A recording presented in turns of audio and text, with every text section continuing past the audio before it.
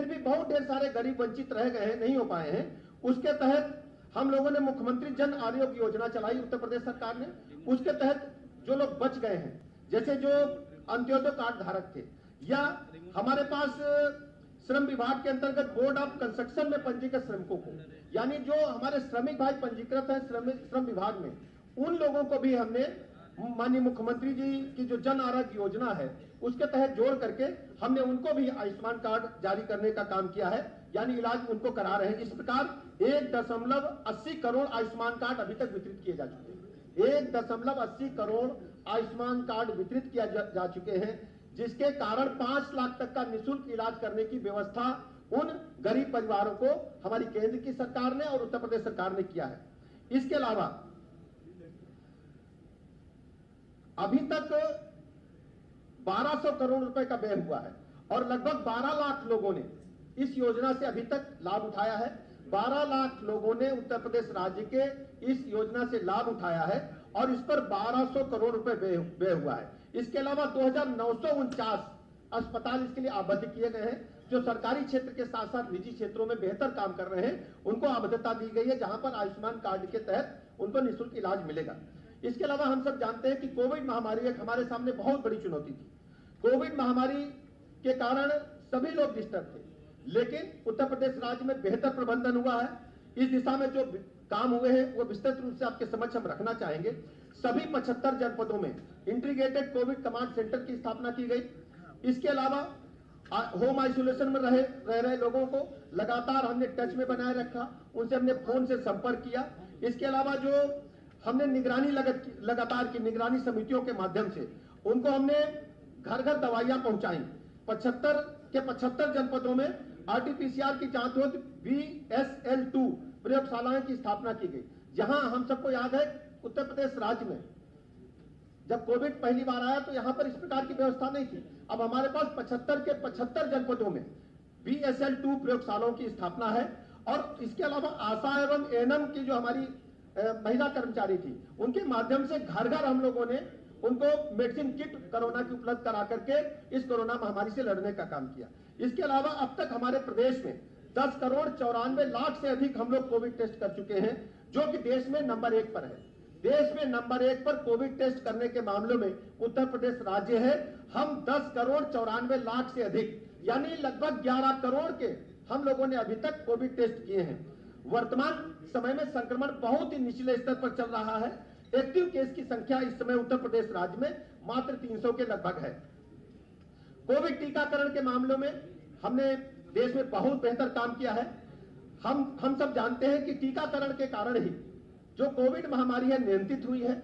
हम सब अगर बगैर मास्क के आज घूम रहे हैं, ये टीकाकरण के कारण संभव हुआ। हमारी इम्यूनिटी डेवलप हुई है और हमने देश को ये दिखा दिया है कि प्रदेश में 25 करोड़ आबादी होने के बावजूद भी हमारे पास नेटवर्क है, हमारे लोग हैं, हमारे पास एक ऐसी हमारे पास मानव पूंजी है जो जिसके माध्यम से हम लोगों की सेवा कर सकते हैं और लोगों को किसी भी महामारी से हम मुक्त कर सकते हैं। यह दुनिया को उत्तर प्रदेश राज्य ने दिखाने का काम किया है।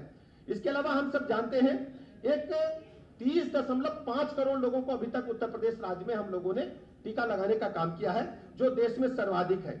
इसको गति देने के लिए हम लोगों ने क्लस्टर मॉडल अपनाया। क्लस्टर मॉडल का मतलब यह हुआ, जैसे एक गांव को यूनिट हमने मान ली तो एक गांव में घर घर दस्तक दे करके हम लोगों ने टीकाकरण किया। इस क्लस्टर मॉडल की चर्चा पूरे देश में हुई। उत्तर प्रदेश राज्य की देख करके कई राज्यों ने भी क्लस्टर मॉडल को अपनाने का काम किया। इसके अलावा ई संजीवनी पोर्टल हम लोगों ने डेवलप किया।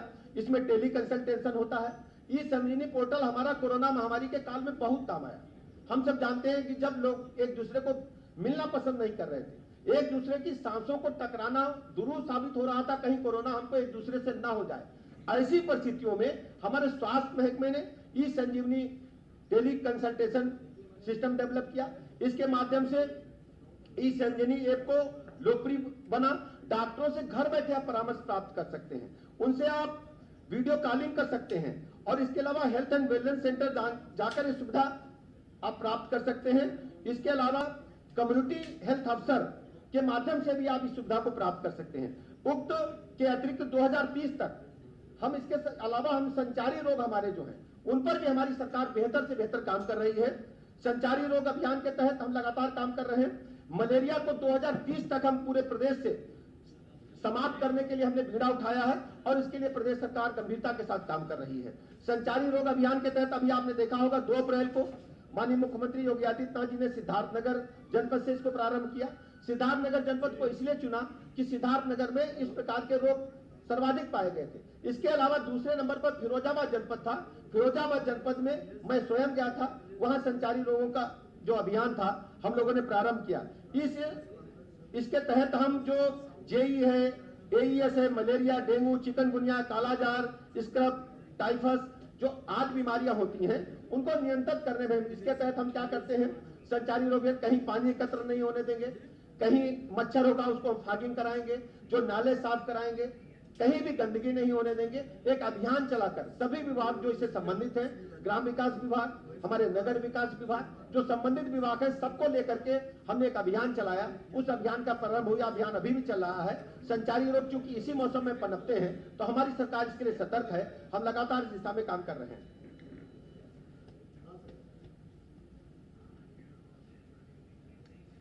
इस अभियान के तहत 15 अप्रैल से 30 अप्रैल तक घर घर दस्तक देने का अभियान हम लोग चलाएंगे, जिसमें आशा एवं आंगनबाड़ी जो कार्यकर्तियां हैं घर घर जाकर लोगों को संचारी रोगों के बारे में बताएंगी और उनको सचेत करेंगी कि हमारे घरों के आसपास पानी नहीं एकत्र होना चाहिए, हमें पानी खुले में नहीं रखना है, आसपास की जो नालियां हैं उनको सफाई रखनी है। और इसके अलावा जो संबंधित विभाग है उनको भी हमें सचेत करना, उनसे भी सहयोग लेना है।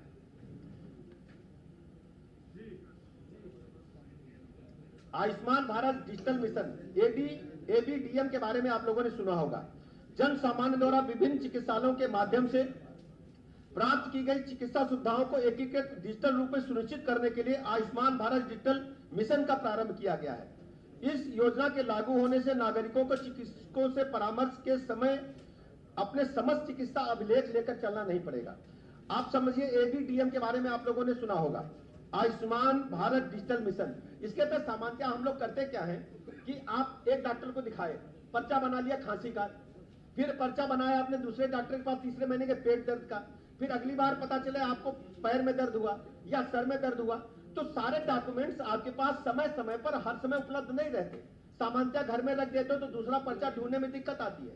तो हमारी सरकार ने इस योजना को इसलिए लागू किया है कि आपके जो भी मेडिकल डॉक्यूमेंट्स हैं इस पोर्टल पर उपलब्ध रहेंगे और आप जब चाहोगे तो अपने मोबाइल पर देख सकते हो, या कोई चिकित्सक आपके बारे में हिस्ट्री जानना चाहता है तो एबीडीएम पर जाकर के वो देख सकता है कि आपके शरीर में क्या क्या पूर्व में विकृतियां रही हैं, कहां कहां दिक्कतें रही हैं, कौन कौन सी आपको बीमारी हुई है, उसकी हिस्ट्री उस पोर्टल पर रहेगी, जिससे आपके जन सामान्य के स्वास्थ्य को और बेहतर बनाने में आपको और हमारी सरकार को, हमारे चिकित्सकों को मदद मिलेगी। इसके अलावा भारत सरकार द्वारा इसके लिए राष्ट्रीय आयुष्मान भारत डिजिटल मिशन की स्थापना की गई। इसी प्रकार प्रत्येक राज्य द्वारा राज्य स्तरीय आयुष्मान भारत डिजिटल मिशन की स्थापना की जानी है, जो उत्तर प्रदेश में चालू कर दी गई है। अभी अस्थायी रूप से इसको स्थायी रूप से हम करने जा रहे हैं।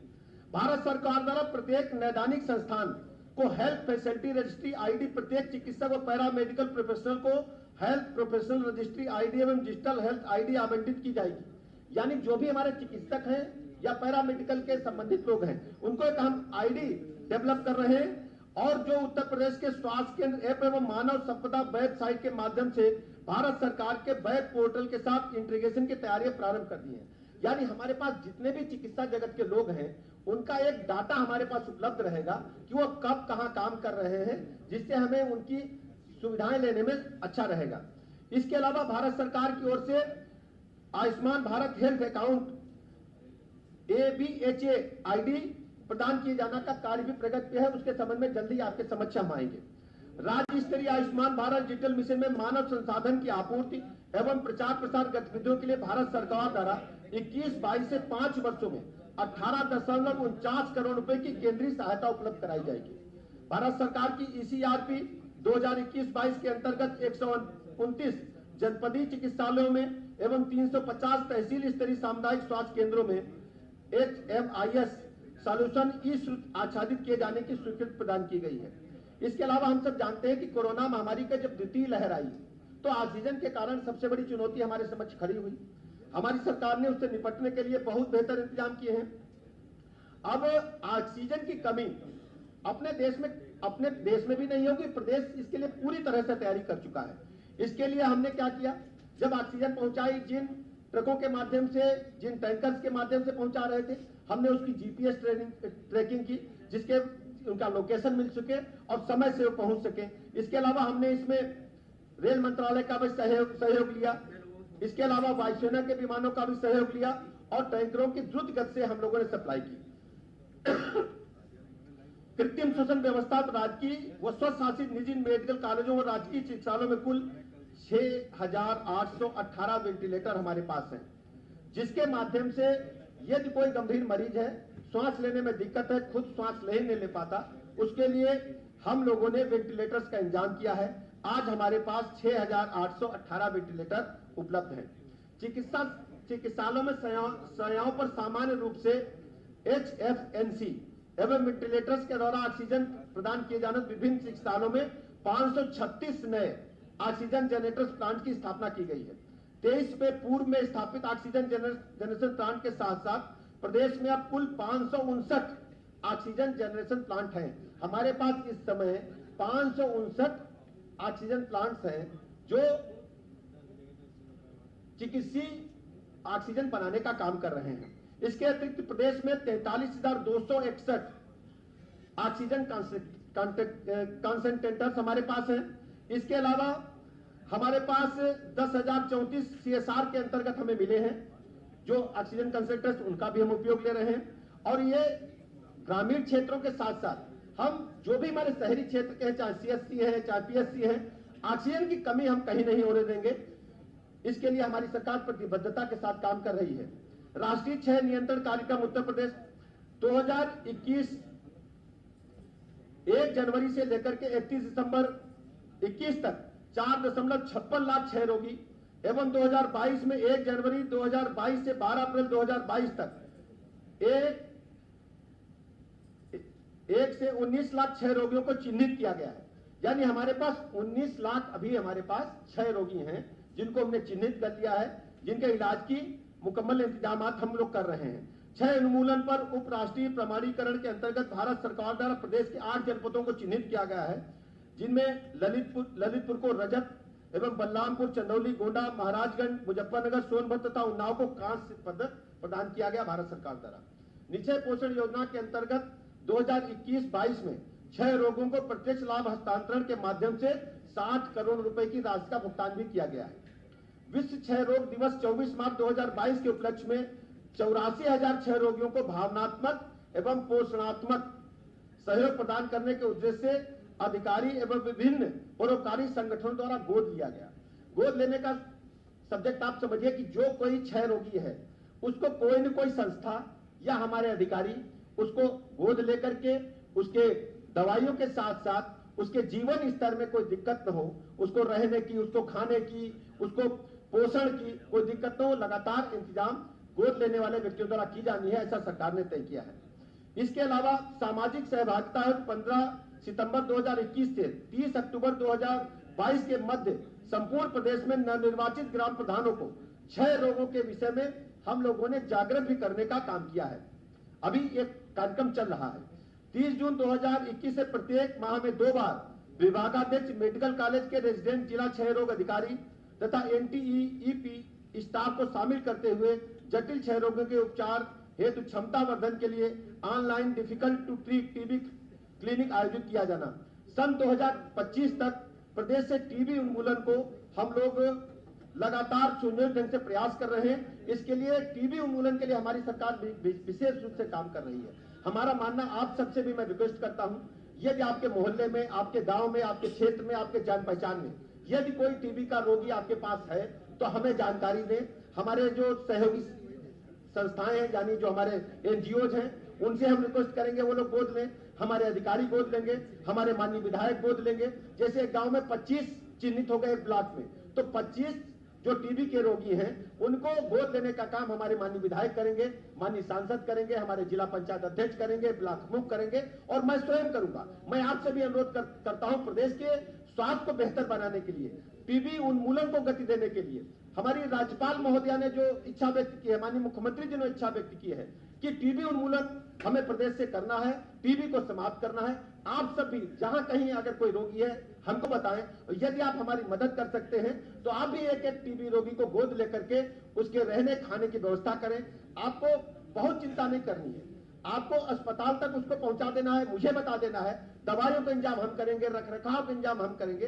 केवल आपको चिन्हित कर देना, क्योंकि आप मेरे पत्रकार मित्र हैं, इसलिए मित्रता के कारण आपसे मैं अनुरोध कर रहा हूं कि प्रदेश को स्वास्थ्य सेवाओं में बेहतर बनाने के लिए हमारी आप मदद करें।